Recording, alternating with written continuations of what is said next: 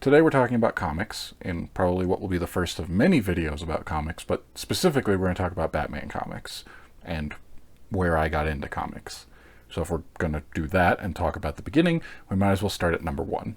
Batman number 1 of the New 52. DC did something in 2011 where they took 52 of their known characters and completely rebooted them. They all got number 1 issues regardless of what number they were in the series up until that point. And this was supposed to be a full restart for all the characters. In 2011, I'm working at a bookstore, a corporate-owned bookstore, and my coworkers, several of them, had been collecting comics for years up until this point. They hyped this a lot. The only comics that I knew at this point were Garfield, Pearls Before Swine, Calvin and Hobbes, things that I could read in the Sunday paper or get a collection of from the library. That was my entire history of comics up until that point. But I knew of Batman. Christopher Nolan's Batman movies were coming out.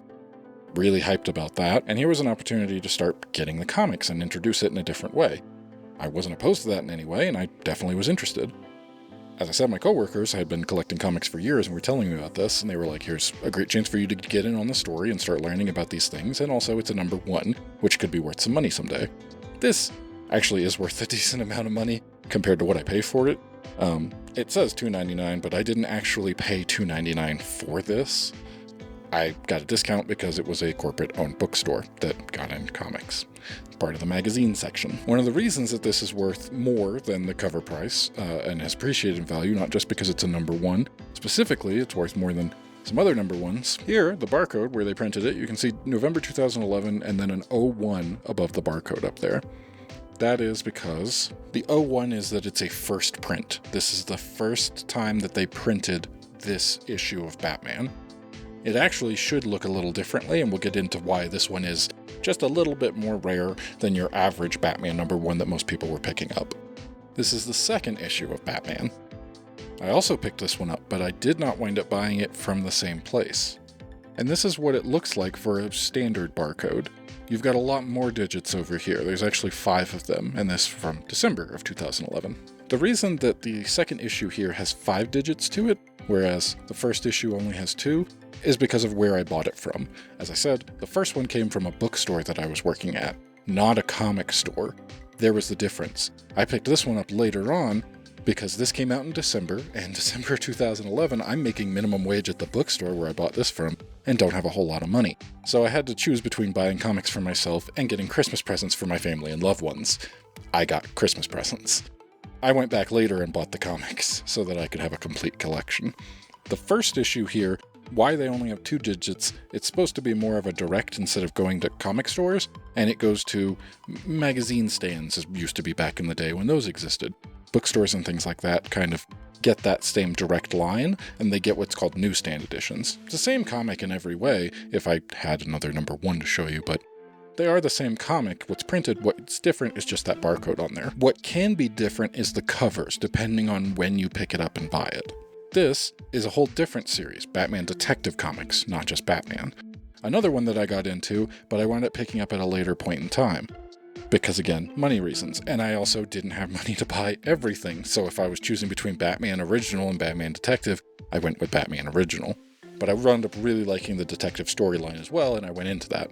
I'm just using this as an example because this cover did not originally come as red and everything in here. They changed it, and one of the easiest ways to tell that is that 5-digit barcode. On the Detective Comics, you can see that 5-digit code like I mentioned before. The way this breaks down, the first 3 digits are the issue number. This is a number 1, so 001. And on the second issue of Batman, 002. The 4th digit is supposed to be very similar to what I'm talking about with the direct sales versus an in-store comic purchase. I've never seen that be different. The last digit is the variation. Whereas this is a first printing, the number 2 designates that this is a second printing.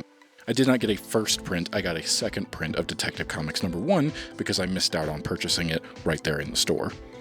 All of that to say, I didn't know about any of this, or care that much. I found out about newsstand editions much later on when I started working alongside my brother, who does comics a lot. He very much collects comics and knows about the newsstands and know that they go for more money. To me, it was just a fun thing to do, and to read the story. This story, The Court of Owls, really good. I really enjoyed this. This was the first issue of it. It went on for several more issues before they wound up changing stories, and then I learned about how things change. Oh, look, a Hot Wheels ad on the back. I like Hot Wheels too. We'll talk about that another point in time. So really, this is where it started. Batman #1. It started not only enjoying a story, a great story by Scott Snyder, The Court of Owls, but also it started collecting. My entire collecting of comics started with buying these. First, it was just getting these from the bookstore that I worked at, reading them, enjoying them, and then there were comic conventions downtown, and I went with my coworkers who collected comics and would just spend an entire Saturday digging through boxes and boxes, usually of 25-cent comics is all I could really afford. It really started a collecting obsession, trying to get all of them so that I could have a full set and then read through the stories of some of the older ones. Going through those 25-cent bins, picking out anything that I thought was interesting, any characters I'd heard of, or just, this is a cool cover, I want to own this, and it's only $0.25. That became an obsession. Every comic convention that came up after that point, we would go to, and I would buy as many as I could afford at the time. It was also really interesting to see the difference between the vendors at these comic shows.